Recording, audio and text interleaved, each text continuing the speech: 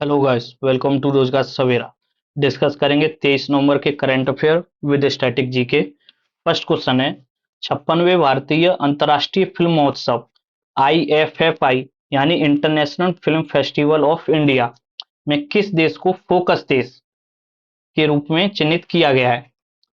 तो जापान को इस वर्ष का फोकस कंट्री चिन्हित किया गया है और इनका आयोजन कहाँ हो रहा है? तो गोवा के पणजी में इसका आयोजन हो रहा है। प्रतिवर्ष गोवा में ही आयोजित हो रहे हैं ये। और इनकी शुरुआत कब हुई थी? तो 1954 से ये आयोजन हो रहे हैं। और इनका जो पार्टनर कंट्री है वो भी याद रखना है, स्पॉटलाइट कंट्री भी और फोकस कंट्री भी, तीनों कंट्री याद रखने हैं। क्योंकि आयोजन स्थल से तो क्वेश्चन नहीं बढ़ रहे हैं इसके, लेकिन पिछली बार एग्जाम में पूछा गया था इसका फोकस कंट्री, तो फोकस कंट्री भी याद रखना है। इसके अलावा पार्टनर कंट्री साझेदार देश भी याद रखना है और स्पॉटलाइट कंट्री। तो साझेदार देश इसका स्पेन है और स्पॉटलाइट कंट्री ऑस्ट्रेलिया है। इसके अलावा अभिनेता रजनीकांत को भारतीय सिनेमा में उनके अद्वितीय योगदान के लिए समापन समारोह में सम्मानित भी किया जाएगा। तो ये फैक्ट भी याद रखना। तो ये मैप में जापान है। जापान मुख्य रूप से 4 द्वीपों में बसा हुआ है। तो वो द्वीप भी देखते हैं कौन कौन से हैं। होकाइडो जो कि सबसे नॉर्थ में है, ये काइडो, होन्सू जो कि क्षेत्रफल की दृष्टि से जापान का सबसे बड़ा द्वीप है। उसके बाद है होन्सू, होकाइडो, होन्सू, शिकोकू जो कि जापान का सबसे छोटा द्वीप है। और फिर है क्यूसू, ये तीसरे नंबर पे है, ये सेकंड है। तो इसी तरीके से याद रखने हैं नॉर्थ टू साउथ और सबसे बड़ा सबसे छोटा भी याद रखना है। तो पहले हम उत्तर से दक्षिण की ओर देखते हैं इन्हें, N2S देखते हैं। तो सबसे N2S में सबसे पहले होकाइडो है इसका, ठीक है। सेकंड है होन्सू, थर्ड है सिकोकू और क्यूसू। यानी ये उत्तर से दक्षिण की ओर है चारों द्वीप। फिर से रिपीट कर रहे हैं, होकाइडो, होन्सू, सिकोकू, क्यूसू। इसी तरीके से आपको रट लेने हैं ये। अगर एरिया वाइज पूछे, एरिया वाइज भी पूछता है, वो उत्तर से दक्षिण की तरफ भी पूछता है, दोनों तरीके से पूछता है। अगर एरिया वाइज पूछे तो सबसे बड़ा हो जाएगा होन्सू जो कि बीच में स्थित है, होन्सू, फिर होकाइडो, फिर क्यूसू और लास्ट में सबसे छोटा सिकोकू। तो इसी तरीके से याद रखने। और जो इसका होन्सू द्वीप है इसी पे इसकी कैपिटल भी स्थित है, टोक्यो। तो जापान से संबंधित ये फैक्ट याद रखने हैं आपको। इसके अलावा आपको कमेंट बॉक्स में बताना है जापान की वर्तमान पीएम कौन है, जो कि बहुत ही ज्यादा चर्चा में है चीन के साथ संबंध को लेके। अभी जापान और चाइना के संबंध कुछ अच्छे नहीं है। तो वर्तमान में जापान की पीएम कौन है ये भी आपको कमेंट बॉक्स में बताना है। नेक्स्ट क्वेश्चन है, 20वें G20 नेताओं के शिखर सम्मेलन जिसमें पीएम नरेंद्र मोदी भाग लेंगे, इसका आयोजन कहाँ हो रहा है? तो ये अफ्रीका महाद्वीप में पहली बार इसका आयोजन हो रहा है, अफ्रीका महाद्वीप के भी दक्षिण अफ्रीका देश में। Option C is the right answer. तो जोहान्सबर्ग में इसका आयोजन हो रहा है। और G20 की स्थापना कब हुई थी? तो 1999 में इसकी स्थापना हुई थी। G20 का हेडक्वार्टर कहीं भी स्थित नहीं है, अगर हेडक्वार्टर से क्वेश्चन बनेगा ही नहीं क्योंकि वो स्थिति नहीं है किसी देश में पर्टिकुलर। लेकिन इसकी स्थापना की ईयर पूछी जाती है। तो इसकी स्थापना कब हुई थी? 1999 में इसकी स्थापना हुई थी। इस वर्ष इसकी थीम क्या है? तो सोलिडिटी, इक्वलिटी, सस्टेनेबिलिटी इसकी थीम है, एकजुटता, समानता और स्थिरता। यह पहला G20 शिखर सम्मेलन है जो कि अफ्रीका महाद्वीप में आयोजित हो रहा है। इसके अलावा यह लगातार चौथा G20 शिखर सम्मेलन है जो ग्लोबल साउथ में वे देश शामिल होते हैं जो कि विकासशील देश होते हैं, ठीक है ना। तो विकासशील देशों में आयोजित किया जा रहा है। G20 के हमें 3 अध्यक्ष याद रखने होते हैं, वर्तमान अध्यक्ष, जो लास्ट टाइम रहा था पिछला अध्यक्ष और आगामी। ये तीनों अध्यक्ष से ही सवाल बनते हैं तो याद रखने। तो वर्तमान अध्यक्ष इसका दक्षिण अफ्रीका है और इससे पहले ब्राजील था 2024 में, और 2026 में यूएसए होगा, अमेरिका। इसके अलावा भारत ने भी इसकी अध्यक्षता की थी। तो किस वर्ष की थी भारत ने? 2023 में, ठीक है। 2023 में जब भारत ने इसकी अध्यक्षता की थी तब अफ्रीकन यूनियन को इसका स्थायी सदस्य बनाया गया था, अफ्रीकन यूनियन को। और 2023 में जब भारत ने इसकी अध्यक्षता की थी तो वो थीम कई बार एग्जाम में पूछी गई थी। तो वो थीम भी याद रखनी है आपको, क्योंकि भारत ने इसकी अध्यक्षता की थी 2023 में। ईयर भी याद रखनी है और थीम भी। तो इसकी थीम थी वन अर्थ,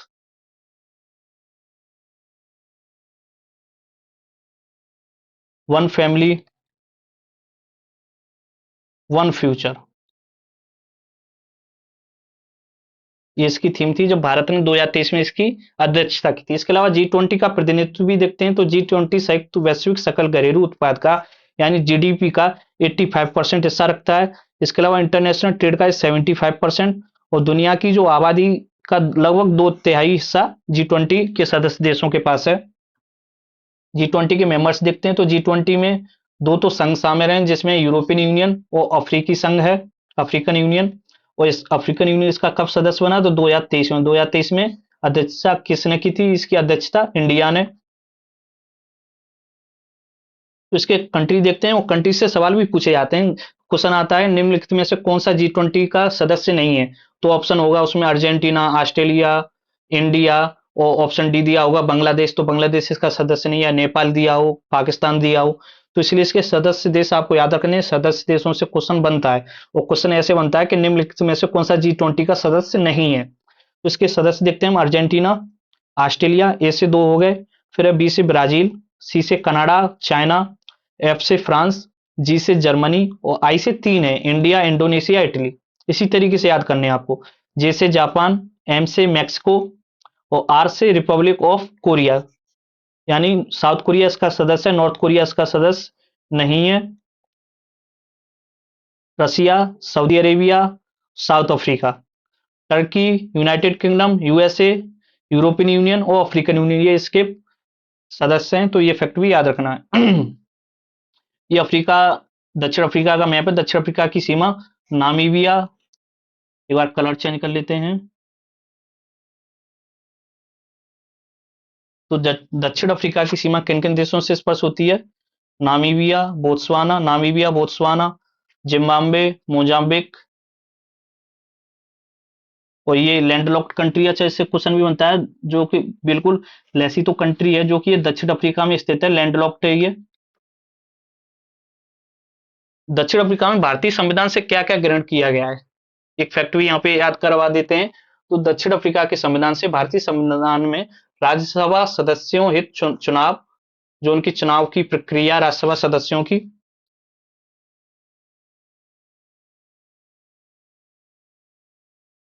इसके अलावा संविधान संशोधन,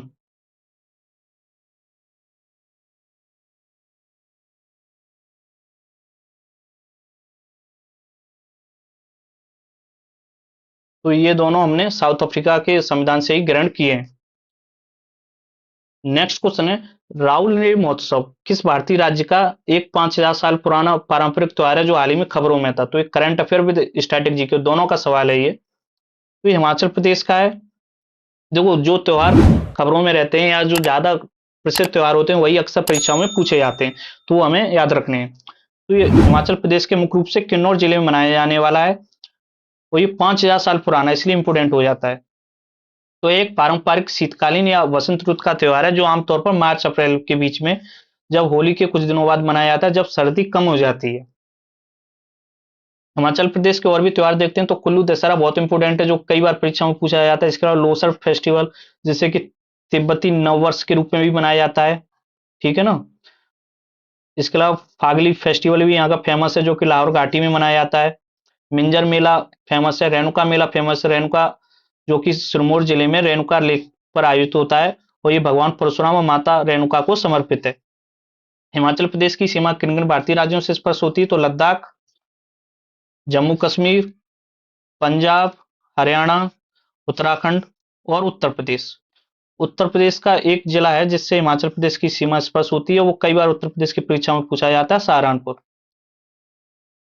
सहारनपुर एकमात्र ऐसा जिला है जिसकी सीमा हिमाचल प्रदेश से स्पर्श होती है। इसके अलावा इसकी अंतर्राष्ट्रीय सीमा चाइना से स्पर्श होती है। हिमाचल प्रदेश की राज्यसभा सीट 3 है, लोकसभा 4 और विधानसभा 68 है। तो ये फैक्ट भी याद रखने हैं, 3, 4, 68। नेक्स्ट क्वेश्चन है, गूगल ने अमेरिका के बाहर अपना सबसे बड़ा एआई इंफ्रास्ट्रक्चर हार्डवेयर इंजीनियरिंग केंद्र कहां स्थापित किया है, तो ये ताइवान में स्थापित किया है। Option C is the right answer. तो ताइवान को लेके भी चाइना और जापान हाल ही में चर्चा में, इसके बारे में नेक्स्ट क्लास में डिस्कस करेंगे। तो ताइवान का ऑफिशियल नाम क्या है, ताइवान का ऑफिशियल नेम बहुत ही इंपॉर्टेंट है, क्योंकि एग्जाम में अक्सर ताइवान ना देके ताइवान का जो ऑफिशियल नेम है, आधिकारिक नाम है, वो दिया जाता है। तो इसका ऑफिशियल नेम है रिपब्लिक ऑफ चाइना। ठीक है, तो इसके बारे में और जानते हैं। ये इस केंद्र में एआई हार्डवेयर सिस्टम का डिजाइन, विकास और परीक्षण किया जाएगा। ताइवान को इस केंद्र के लिए इसलिए चुना गया है क्योंकि यह सेमीकंडक्टर उत्पादन का एक प्रमुख वैश्विक केंद्र है। इसके अलावा इस कदम से चीन के साथ बढ़ते भू राजनीतिक तनाव के बीच ताइवान को एक विश्वसनीय और सुरक्षित तकनीकी भागीदार के रूप में भी स्थापित करता है। इसलिए भी यूएसए ने यहाँ पे इसका हेडक्वार्टर खोला है। तो ताइवान का official name Republic of China है। क्वेश्चन आया था एक बार कि निम्नलिखित में से संयुक्त राष्ट्र द्वारा किसे आधिकारिक रूप से मान्यता नहीं दी गई है, किस देश को आधिकारिक रूप से मान्यता नहीं दी गई है। तो उसमें ऑप्शन में थे रिपब्लिक ऑफ चाइना, ठीक है, ऑप्शन ए मान लीजिए रिपब्लिक ऑफ चाइना है। ऑप्शन बी था उसमें peoples Republic of China.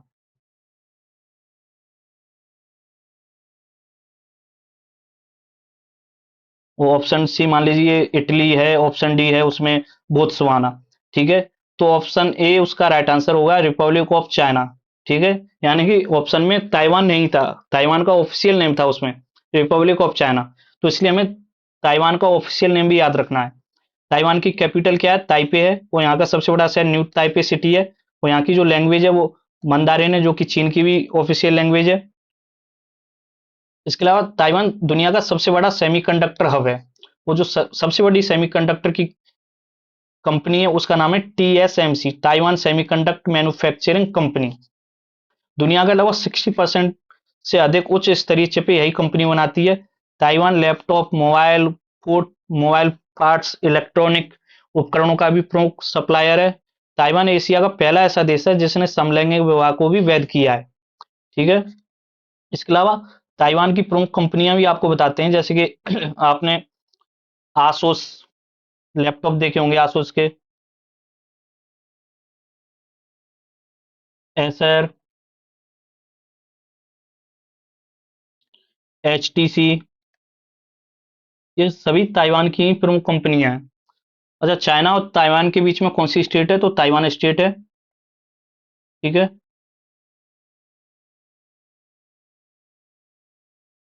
Next question है 13वीं अंतर्राष्ट्रीय पर्यटन मार्ट 2025 का आयोजन कहाँ किया जा रहा है, जिसका उद्घाटन केंद्रीय मंत्री गजेंद्र सिंह शेखावत करेंगे। तो ये गंगटोक, जो कि सिक्किम की कैपिटल है, सिक्किम में आयोजित किया जा रहा है ये। और इसका उद्घाटन कौन कर रहे हैं, तो गजेंद्र सिंह शेखावत, जो कि केंद्रीय पर्यटन और संस्कृति मंत्री हैं वर्तमान में। इसका आयोजक भारत सरकार का पर्यटन मंत्रालय और सिक्किम राज्य सरकार संयुक्त रूप से कर रहे हैं। इस वार्षिक कार्यक्रम का प्रमुख उद्देश्य पूर्वोत्तर क्षेत्र की, पूर्वोत्तर में हमारे कौन कौन से स्टेट शामिल हैं, तो इसमें 8 राज्य आते हैं। कौन कौन से, जैसे सिक्किम, अरुणाचल प्रदेश, असम, मेघालय, मणिपुर, मिजोरम, त्रिपुरा, ये सभी स्टेट हैं जो वो नॉर्थ ईस्ट स्टेट कहा जाता है, पूर्वोत्तर क्षेत्र के राज्य कहा जाता है। तो इन्हीं की विविध पर्यटन क्षमता को राष्ट्रीय और अंतर्राष्ट्रीय दर्शकों के सामने प्रदर्शित करना इसका प्रमुख उद्देश्य है। साथ ही सतत और जिम्मेदार समावेशी पर्यटन विकास को बढ़ावा देना भी। इस थीम का आयोजन पर्यटन मंत्रालय की ट्रैवल फॉर लाइफ पहल के अनुरूप था, जिसमें कि इको टूरिज्म, वेलनेस, कल्चर और एडवेंचर मुख्य रूप से ध्यान केंद्रित किया गया है। इसका फोकस क्या है, तो पूर्वोत्तर राज्यों को मुख्य रूप से अष्टलक्ष्मी के रूप में एकीकृत पर्यटन गंतव्य के रूप में प्रस्तुत करना। सिक्किम, जो कि भारत का सबसे कम जनसंख्या वाला राज्य भी है, ये फैक्ट भी याद रखना, भारत में सबसे कम जनसंख्या वाला राज्य है सिक्किम। इसके अलावा सिक्किम के वर्तमान मुख्यमंत्री और राज्यपाल भी पता होने चाहिए। तो यहाँ के सीएम प्रेम सिंह तमांग हैं।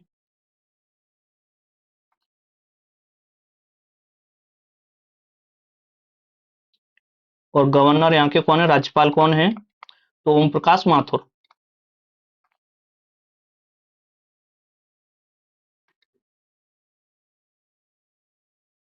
इसके अलावा सिक्किम की लोकसभा, राज्यसभा, विधानसभा सीट भी पता होनी चाहिए। पूरे भारत में सबसे कम विधानसभा सीट्स वाला राज्य है सिक्किम। यहाँ पे राज्यसभा की एक सीट है, लोकसभा की भी एक है, और विधानसभा की मात्र 32 है। तो ये फैक्ट भी पता होनी चाहिए। और सिक्किम भारत का सिक्किम स्थापना दिवस कब मनाता है? तो 16 मई को। 16 मई 1975 को सिक्किम भारत का 22वां राज्य बना था।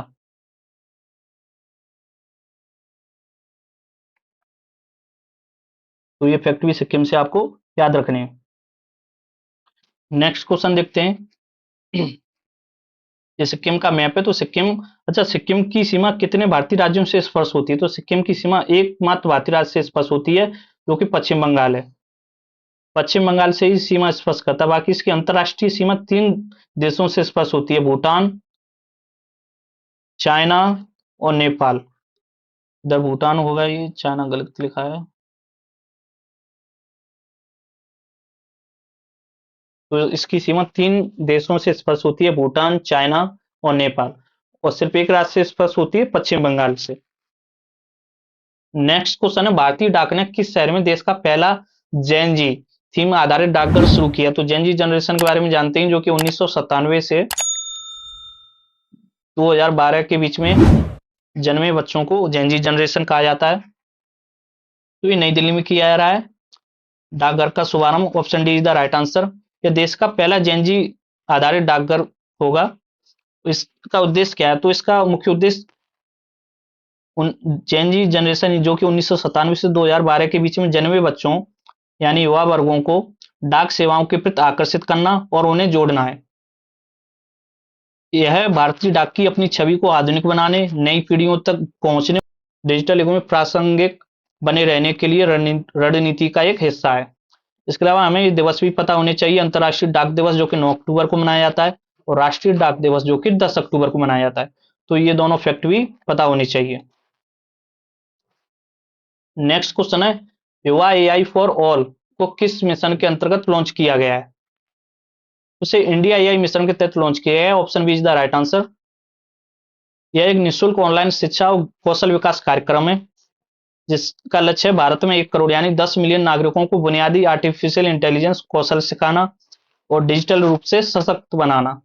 इस पहल का उद्देश्य देश भर में एआई साक्षरता को बढ़ावा देना और नागरिकों के भविष्य के लिए आवश्यक तकनीक सक्षम कार्यबल के रूप में तैयार करना है। नेक्स्ट क्वेश्चन है, प्रधानमंत्री फसल बीमा योजना में किस तरह के नए नुकसान को शामिल किया गया, जो कि 2026 के खरीफ सीजन से लागू होगा? तो इसमें जंगली जानवरों के हमले और धान के खेतों में पानी भर जाना को शामिल किया गया है नुकसान के रूप में। देखो, योजनाओं से क्वेश्चन सबसे ज्यादा पूछे जा रहे हैं भी वर्तमान परीक्षा में, खासकर उत्तर प्रदेश की परीक्षाओं में। तो योजनाओं से 100% सवाल कोई ना कोई पूछा जाता है। तो हम प्रयास करते हैं कि क्लास में एक सवाल भी योजनाओं से संबंधित हो।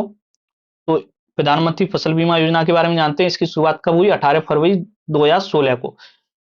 शुरुआत की डेट बहुत ही इंपॉर्टेंट होती है प्रत्येक योजना की, तो ये याद होनी चाहिए, अक्सर सवाल बनता है इससे। तो इसका मुख्य उद्देश्य क्या था? किसानों को प्राकृतिक आपदाओं से फसल नुकसान का बीमा कवरेज देना।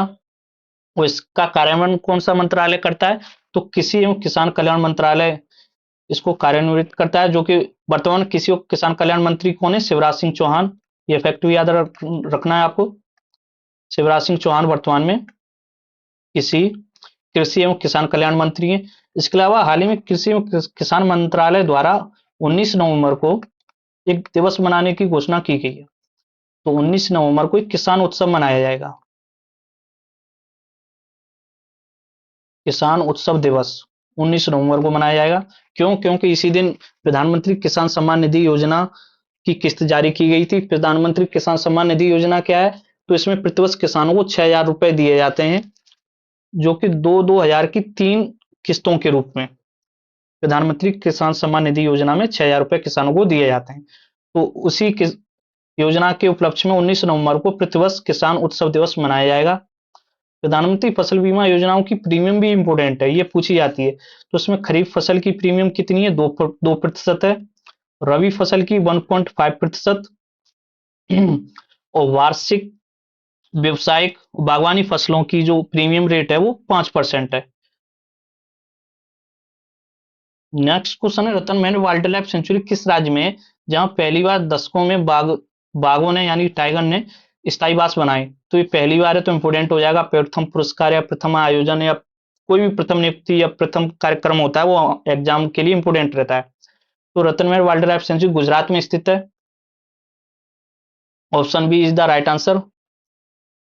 तो यहाँ एक बाघ ने करीब 9 लगातार महीने तक ठहराव किया, जो कि बहुत महत्वपूर्ण है, क्योंकि इससे गुजरात में 3 बड़ी बिल्लियां, शेर, तेंदुआ और बाघ की सह उपस्थिति की बात सामने आती है। अच्छा, अभी हाल ही में अंतर्राष्ट्रीय इंटरनेशनल बिग कैट अलायंस सम्मेलन भी हो रहा है, जिसमें कि बिल्ली की 7 बड़ी प्रजातियां शामिल हैं, जो कि नई दिल्ली में आयोजित हो रहा है। तो ये फैक्ट भी याद रखना है, न्यू दिल्ली में हो रहा है इंटरनेशनल बिग कैट अलायंस। ठीक है, तो ये फैक्ट भी याद रखना है, इसका आयोजन नई दिल्ली में किया जा रहा है अभी 2025 में। तो गुजरात के बारे में और जानते हैं, तो हाल ही में गुजरात की अंबाजी सफेद संगमरमर को जीआई टैग दिया गया है। ये फैक्ट भी याद रखना है आपको। यानी गुजरात जब भी आपको अगर दिखे तो अंबाजी सफेद संगमरमर याद आना चाहिए। इसी तरीके से याद की जाती है स्टैटिक जी के। तो जीआई टैग से संबंधित भी कुछ फैक्ट रिवाइज कराते हैं, जैसे जीआई टैग सबसे पहले किसे दिया गया, तो दार्जिलिंग टी को दिया गया था।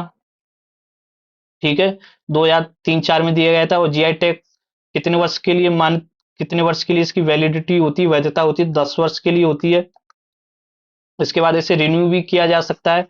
और जीआई टैग का हेडक्वार्टर कहाँ है, तो चेन्नई में। ये फैक्ट भी जीआई टैग से आपको याद रखने हैं। इसके अलावा गुजरात में गिर नेशनल पार्क भी है। और गिर नेशनल पार्क बहुत ही इंपोर्टेंट है, क्यों? क्योंकि यहाँ पे एशियाई लॉयन का ये एकमात्र प्राकृतिक आवास है, प्राकृतिक निवास है। इसके अलावा यहाँ पे ब्लैक बक नेशनल पार्क भी है, जो कि ब्लैक बक काला हिरण के लिए प्रसिद्ध है। अच्छा, ब्लैक बक वर्तमान में कितने भारतीय राज्यों का स्टेट एनिमल है, ये भी पता होना चाहिए। तो ये ब्लैक बक पंजाब, हरियाणा, चंडीगढ़ और आंध्र प्रदेश, 4 भारतीय राज्य व केंद्र शासित प्रदेशों का ये स्टेट एनिमल भी है ब्लैक बक। इसके अलावा यहाँ पे मरीन नेशनल पार्क है। और ये क्यों इंपोर्टेंट है, क्योंकि ये भारत का पहला राष्ट्रीय समुद्री उद्यान है, भारत का पहला समुद्री नेशनल पार्क है, जो कि गल्फ ऑफ कच्छ में स्थित है। इसकी लोकेशन भी इंपोर्टेंट है, ये पूछी जाती है कि मरीन नेशनल पार्क कहाँ स्थित, तो गल्फ ऑप्शन में दिया होता है, Gulf of Kutch, Gulf of Khambhat. ठीक है ना, तो ये गल्फ ऑफ कच्छ में स्थित है। इसके अलावा यहाँ पे वंसता नेशनल पार्क भी स्थित है। गुजरात में नल सरोवर पक्षी अभ्यारण्य भी है, जो कि गुजरात का सबसे बड़ा पक्षी अभ्यारण्य है। वो एक रामसर साइट भी है। ये है गुजरात मैप में, गुजरात जो कि क्षेत्रफल की दृष्टि से भारत का 5वां सबसे बड़ा राज्य है। तो बाकी के 4 राज्य कौन कौन से हैं? फर्स्ट है राजस्थान, सेकंड है मध्य प्रदेश, थर्ड है महाराष्ट्र और फोर्थ है उत्तर प्रदेश। गुजरात 5th स्थान पे क्षेत्रफल की दृष्टि से। इसके अलावा गुजरात में भारत की सबसे बड़ी तट रेखा है, जो कि लगभग 1600 किलोमीटर है। इसकी भारत का सबसे अधिक तट सीमा वाला तट रेखा वाला भी राज्य है गुजरात। इसकी लंबाई लगभग 1600 किलोमीटर है। यहाँ पे प्रमुख बंदरगाह भी है, जैसे कांडला बंदरगाह, जिसका नाम बदल के अब दीनदयाल बंदरगाह भी कर दिया गया है। गुजरात की राजधानी गांधीनगर है। यहाँ पे रन ऑफ कच्छ है, ये रन ऑफ कच्छ, ये काफी फेमस है। ये रन ऑफ कच्छ ये किस लिए फेमस है, तो ये दुनिया का सबसे बड़ा नमक के रेगिस्तानों में से एक है, जहाँ सफेद रेगिस्तान पाया जाता है। सफेद रेगिस्तान के लिए प्रसिद्ध है काफी। और यहाँ पे रण उत्सव भी मनाया जाता है।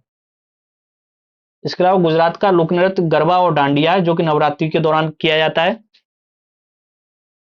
नेक्स्ट क्वेश्चन है, 21 नवंबर को पितृवश कौन सा दिवस मनाया जाता है? तो 21 नवंबर को वर्ल्ड फिशरीज डे, विश्व मत्स्य दिवस मनाया जाता है। Option C is the right answer. और इसकी शुरुआत 1997 से की गई। इसकी शुरुआत की ईयर भी इंपोर्टेंट है, क्यों? क्योंकि नई दिल्ली में हुई बैठक के दौरान इसकी शुरुआत की गई थी, जिसका उद्देश्य स्थायी मछली पकड़ने की प्रथाओं को बढ़ावा देना है। भारत सस्टेनेबिलिटी, आजीविका और ब्लू इकोनॉमी ग्रोथ पर जोर देते हुए वर्ल्ड फिशरीज डे 2025 मना रहा है। इसके अलावा ऑप्शन विश्व पर्यावरण दिवस लिखा है, तो ये 5 जून को मनाया जाता है। विश्व स्वास्थ्य दिवस 7 अप्रैल को मनाया जाता है। और अंतर्राष्ट्रीय योग दिवस 21 जून को मनाया जाता है। अच्छा, अंतर्राष्ट्रीय योग दिवस से सवाल ये नहीं बनता है कि कब मनाया था, बल्कि इससे क्वेश्चन अब ये पूछा जाता है ज्यादातर कि पहली बार अंतर्राष्ट्रीय योग दिवस संयुक्त राष्ट्र द्वारा कब मनाया गया? तो ये 2015 में मनाया गया था। ठीक है, विश्व मत्स्य दिवस से संबंधित और फैक्ट जानते हैं, जैसे इसका आयोजन नई दिल्ली के सुषमा स्वराज भवन में मनाया जाएगा ये। और इस वर्ष इसका थीम क्या है, तो India blue transformation strengthening value addiction and sea food export इसकी थीम है। चीन विश्व में सबसे बड़ा मछली उत्पादक है। भारत दुनिया का दूसरा सबसे बड़ा मछली उत्पादक है। इसके अलावा झींगा मछली के बारे में पूछा जाए तो भारत दुनिया में सबसे बड़ा झींगा उत्पादकों में से एक है। तो क्लास अच्छी लगी हो तो लाइक शेयर सब्सक्राइब अवश्य करें। Thanks for watching.